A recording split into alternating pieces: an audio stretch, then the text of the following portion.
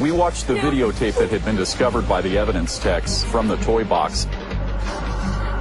The person that was in the tape was not readily identifiable. We knew that she had an ornate and unique tattoo on her leg, and felt that that might be sufficient to identify her, or at least help to identify her. So we gave that information to the media. The public outreach works when the FBI receives a call from someone who believes she knows the tattooed victim. The caller is Kelly Garrett's former mother-in-law. She heard it on the news about David Parker Ray and how he had kidnapped Cindy V. Hill. She just put two and two together and realized that he was the one that took me home that day. That's the reason I had been gone for 3 days, was because of David. Investigators traveled to Colorado to interview the possible victim. Then they came up and interviewed me and was asking me all kinds of questions about tattoos and my feet and where I was and if I could remember a certain part of my life. After I showed them the tattoos that I have, they showed me pictures of my tattoos that they had taken off of a video, and I had to identify myself from those pictures. After I seen the pictures that they showed me, everything started to click. So I knew all of my nightmares that I had been having, they weren't just nightmares, they were true. Kelly finally recalls the night at the Blue Waters, where she believes Jesse drugged her drink before delivering her to David Parker Ray. And then I started remembering other things. I remember being at Jesse's dad's house. One of them held a knife to my throat, while the other one put handcuffs on me. Then I remember being tied to a table. They had duct tape on my eyes and mouth. I could see under the duct tape where it had come loose from my cheeks. I could see David walking around. I could see all kinds of sex toys hanging on the walls, posters, whips, and chains. There were several times I lost all hope. And I just kept telling him I want to go home. I want to go home to my husband. I just want to go home. Sexual sadists who act out on non-consenting partners, they don't have a conscience. They are not restrained in their behavior because of their lack of emotions and feelings. Based on the interview with Kelly, David Ray's daughter, Jessie, is arrested for the kidnap and assault of Kelly Garrett. Jessie Ray is the one who took Kelly Garrett over to her father David's house. She pled guilty to kidnapping. Jessie was given 9 years in. She subsequently violated that probation and was sentenced to prison. As the investigation continues, the state builds its case. My reaction was the same as that of the FBI agents and state police officers investigating the case, and that was, I can't believe this is real. As we delved further into the case, we found out just how real it was. They get help from an unexpected source. Cindy Hendy became cooperative within a few days of her arrest. She wanted to talk, she wanted to give information. Cindy Hendy tells investigators that although she has only been assisting David Parker Ray in the abductions and assaults for months, he told her he's been torturing and killing for years.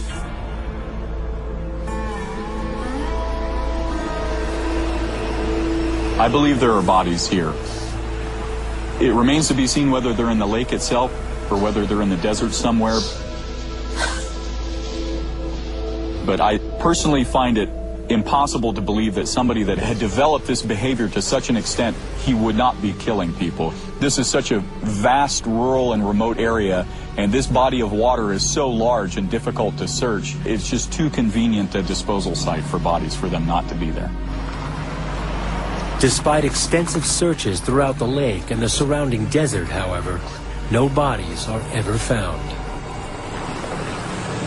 David worked as a quasi-park ranger, and he knew that area inside out. And there were caves and mines and all sorts of places out there where he could have easily hidden whatever he didn't want to be found and would never be found. Cindy Hendy also says that besides herself and Jessie, David Parker Ray also had help from Roy Yancey. Police pay a visit to Roy Yancey, who surprises them with an unexpected confession. Marie Parker was a missing person in Truth or Consequences. She had been reported missing several years before. Marie Parker had dated Yancey for a little while previously. On the night Marie disappeared, Jesse told her that she'd take her home. It was not until we interviewed Roy Yancey that we finally understood what had happened. Roy Yancey indicated that he and Jesse were involved in taking Marie Parker to David's house. Marie had been abducted, much like Kelly had been, against her will, and that ultimately David, in another measure of control, Roy Yancey had been instructed to kill Marie Parker. And help David dispose of her body. But when Yancey took the authorities out to find her body, David had moved it, so they've never found Marie's body. Roy Yancey pleads guilty to second-degree murder and is sentenced to 20 years in prison. He is up for parole in 2010. Charged with 25 felony counts for her part in the crimes against Angie Montano and Cindy V. Hill, and facing up to 197 years in jail, Cindy Hendy cuts a deal and on April 6, 1999, pleads guilty to the kidnapping and sexual assault of Cindy V. Hill. Cindy Hendy was given a 54-year sentence. She was sentenced to serve 36 years of that.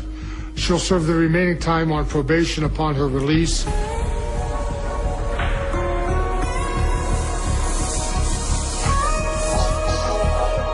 David cooperated to an extent in the investigation.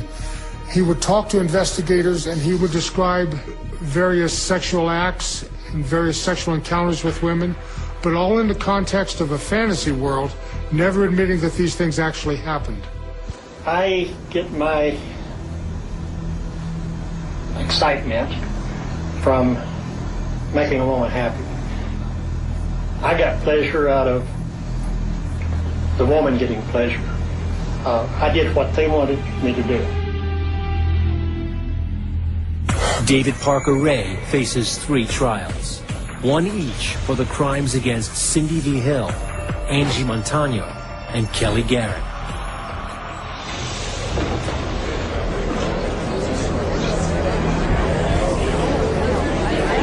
I was scared. I was very scared to testify because I didn't know who was going to believe me. In Kelly's trial, David Parker Ray is found guilty on 12 counts of kidnapping, criminal penetration, and conspiracy. His sentencing is put off until all of the trials are complete. The state then begins its case on behalf of Cindy V. Hill. During Cindy V. Hill's preliminary hearing, I placed an item of evidence in front of her, which was the collar and chain. When that was placed in front of her, she looked at it, stood up in her chair, pointed at David and screamed. She then continued screaming and was escorted from the courtroom to a separate area. Paramedics were called to make sure that she was going to be able to continue. Before the closing arguments, David's attorneys approached the DA. As we were getting ready to rest, David said, "That's enough." In exchange for all charges against his daughter Jessie being dropped and her release from jail, David Ray agrees to plead guilty for his crimes against Cindy V. Hill. The only matters that were not brought against David were the cases involving Angelica Montano. That is because Angelica died prior to these matters going to trial. On September 30th, 2001, David Parker Ray receives the maximum sentence: 224 years in prison for his crimes against Kelly Garrett and Cindy V. Hill. On May 28, 2002, he is transferred to the Lee County Correctional Facility in Hobbs, New Mexico, to serve his sentence. While his paperwork is processed, David Ray is taken to a holding cell, and he slumps over, dead of a massive heart attack. He dies without having officially served 1 day of his sentence. David Parker Ray may be dead, but for many, he is far from gone. This case is a case that gives you nightmares. You try to separate these matters from your personal life. It can't be done. These women were objects to him. He did not care about these women. What he cared about was fulfilling his sexual fantasy. They were nothing to him. Nothing.